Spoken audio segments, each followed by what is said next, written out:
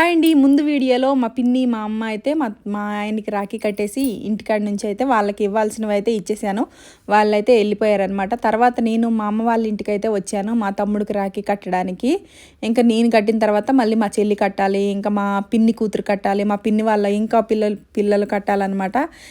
ఇంకా ఈ ఇయర్ వచ్చేసి పొద్దున్నే ఎప్పుడు కట్టేవాళ్ళము, అలాంటిది ఈ సంవత్సరం 1 గంట తర్వాత కట్టాలన్నారనేసి ఇంకా నేను వచ్చేసరికి 4 అయిపోయిందనమాట. ఫుల్ వర్షం కదా ఆ రోజు. ఇంకా ఎక్కడైతే రోడ్లు అయితే ఖాళీ లేవు, ఫుల్ ట్రాఫిక్ అనమాట. ఇంకా అలా అనేసి లేట్ అయిపోయింది. ఇంకా నేను కట్టిన తర్వాత మా చెల్లి కట్టేసింది. మా చెల్లి కట్టేసి ఇంకా మా పిన్ని, మా ఆడబడుచు కూతురు వంతు కూడా మా చెల్లె కట్టేస్తుంది అనమాట ప్రతి సంవత్సరం.